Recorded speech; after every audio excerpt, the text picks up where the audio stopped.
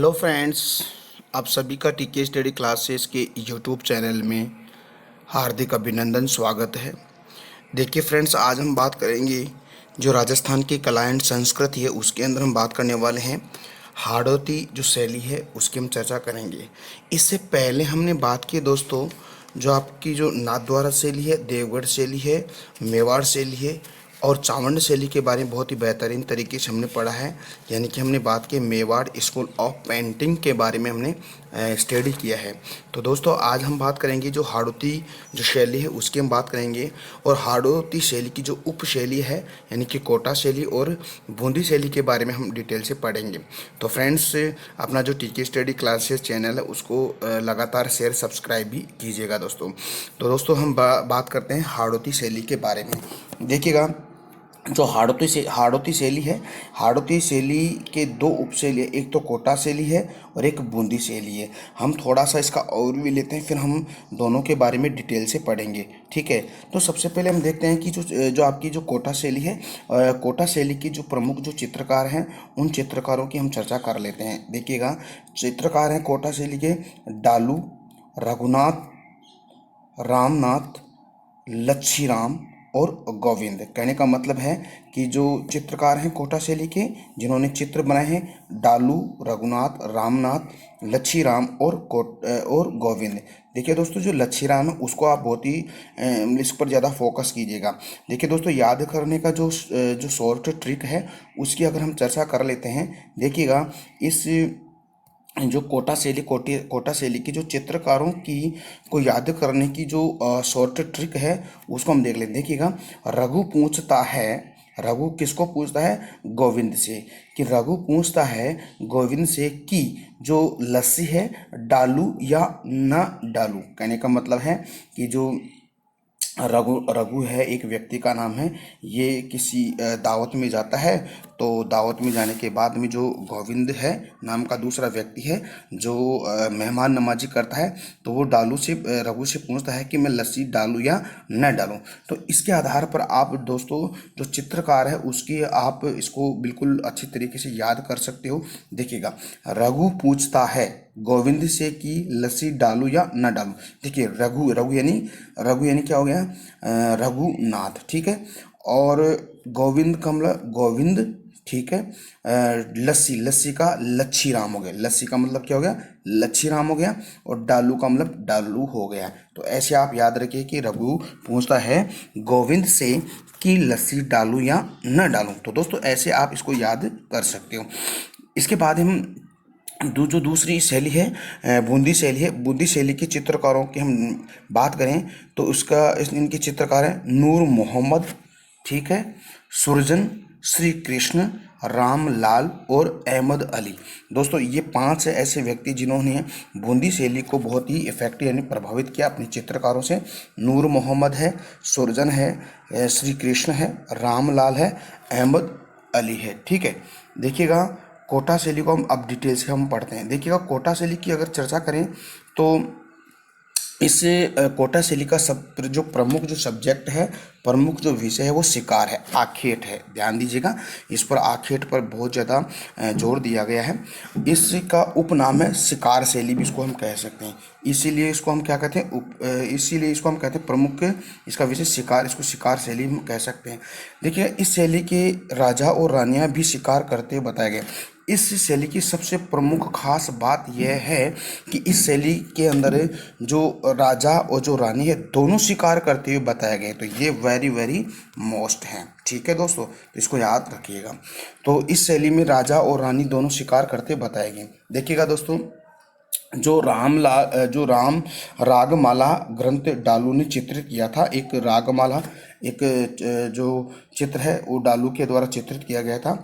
कोटा शैली का सर्वोत्कृष्ट ग्रंथ है, यानी कि हम कह सकते हैं कि जो राग माला ग्रंथ डालू से चित्रित किया गया था। ये कोटा शैली का सर्वोत्कृष्ट चित्र है और इस ग्रंथ में शिकार के चित्र मिलते हैं, यानी कि इसके अंदर सबसे ज़्यादा शिकार के चित्र मिलते हैं। तो मैंने आपको बताया था कि यहाँ पर सबसे ज़्यादा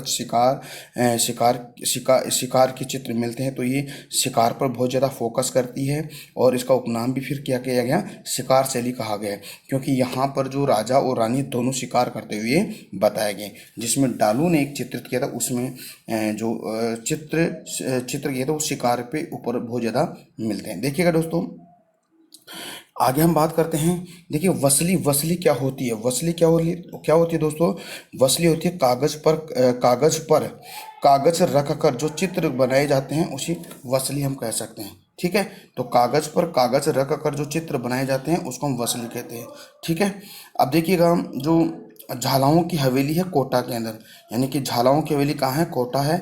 कोटा में जो भित्ति चित्र में जो दीवार पर चित्र बनाए हुए हैं तो इसको भित्ति चित्र कहते हैं। देखिए दोस्तों, भित्ति चित्र क्या होते हैं, यानी कि दीवार पर जो भित्ति चित्र बनाते हैं उसको भित्ति चित्र कहते हैं, यानी कि इसको आला गीला पद्धति भी कहते हैं। ठीक है, ये झालाओं की हवेली कोटा में है। देखिए जो भित्ति चित्र है जो दीवार पर है वहाँ पर कोटा शैली और शिकार के दृश्य भी दिखाई देते हैं दोस्तों। तो आई होप डियर स्टूडेंट आपको ये चीज़ें समझ में आ रही है। ठीक है, तो आगे बढ़ते हैं। अगला जो टॉपिक है हमारा, देखिएगा, कोटा शैली महाराव उमेश सिंह के शासनकाल में स्वतंत्र हुई। तो ये ज़्यादा फोकस कीजिएगा, ये बहुत इंपॉर्टेंट है। जो कोटा शैली है, कोटा शैली महाराव जो उमेश सिंह थे, ठीक है, कोटा के, उसके शासनकाल में ये स्वतंत्र हुई है। तो दोस्तों ये तो हमने जो हाड़ौती शैली की जो उपशैली कोटा शैली के बारे में हम डिटेल से पढ़ लिया है। अब हम बूंदी शैली की हम चर्चा करते हैं, तो बहुत इंपॉर्टेंट है बूंदी शैली भी। देखिए बूंदी शैली के अंदर आपको सबसे ज़्यादा जो चित्र मिलेंगे वो पशु और पक्षी के चित्र मिलेंगे।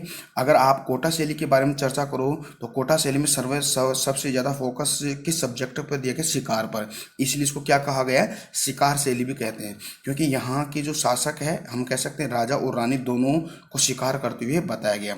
जहाँ जो रागमाला जो एक ग्रंथ था जिसने डालू ने चित्रित किया था, वहाँ पर भी शिकार के चित्र मिलते हैं। ठीक है, तो ऐसे हम बूंदी शैली की अगर हम चर्चा करें तो दोस्तों बूंदी शैली के अंदर पशु और पक्षी का चित्रण बहुत ज़्यादा किया गया है। देखिए उसमें तो शिकार का चित्रण किया गया है और यहाँ पर पशु पक्षियों का चित्रण किया है।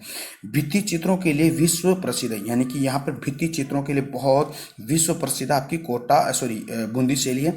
देखिएगा दोस्तों, भित्ति चित्र है यानी कि जो दीवार पर जो चित्र बनाते हैं, जो अगर गीली दीवार पर चित्र बनता है उसको आला गीला पद्धति, फ्रोस्को सेको फ्रोस्को बोनो उसको कहा गया है। ठीक है, देखिए दोस्तों यहाँ के साक्ष्य अगर मिले तो आपको पता है तारागढ़ दुर्ग कहाँ है, तारागढ़ दुर्ग दोस्तों कोटा के अंदर है, जिसका निर्माण बरसिंह हाड़ा के द्वारा निर्माण कराया गया था। कौन, तारागढ़ दुर्ग है।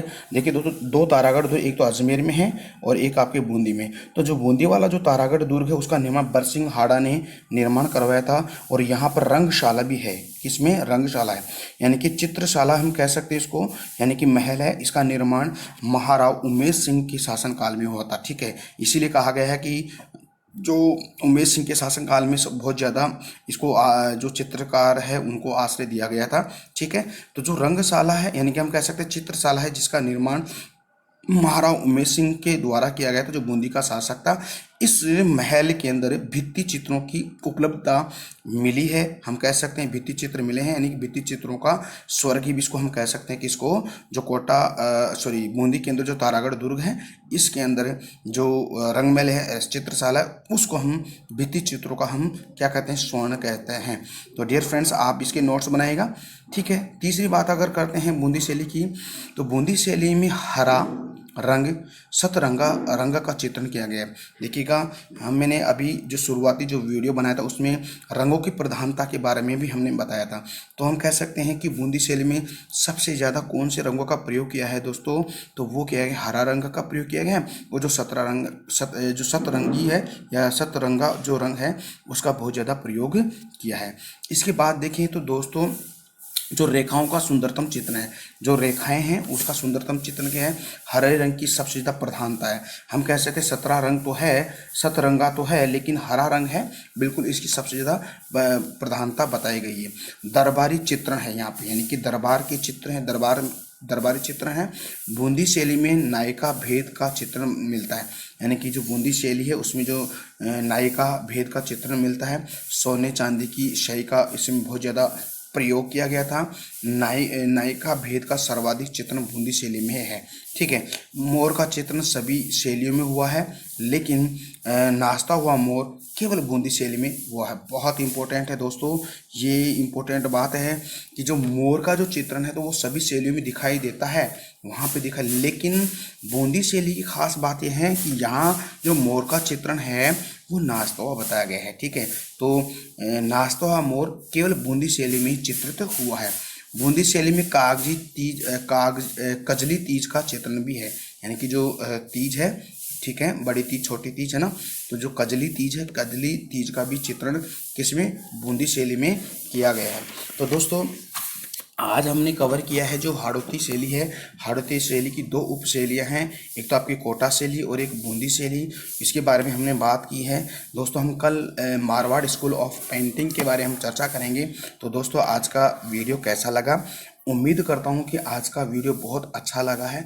अगर दोस्तों आपको अच्छा लगा है तो प्लीज़ अपना जो टीके स्टडी क्लासेस चैनल है, इस चैनल के जो लिंक है उस लिंक को अपने फ्रेंड सर्किल में, कोई लाइब्रेरी ग्रुप हो या कोई एजुकेशन ग्रुप हो, कॉलेज स्तर पर या कंपटीशन क्लासेस का कोई ग्रुप हो, तो उस कंपटीशन क्लासेस के ग्रुप में आप इसको शेयर कीजिएगा। ठीक है, और सब्सक्राइब भी करते रहेगा। तो हम दोस्तों कल पढ़ते हैं, इसका अगला जो टॉपिक है मारवाड़ स्कूल ऑफ पेंटिंग के बारे में पढ़ेंगे। तब तक के लिए मेरे को इजाज़त दीजिएगा। नमस्कार दोस्तों, जय हिंद, जय भारत।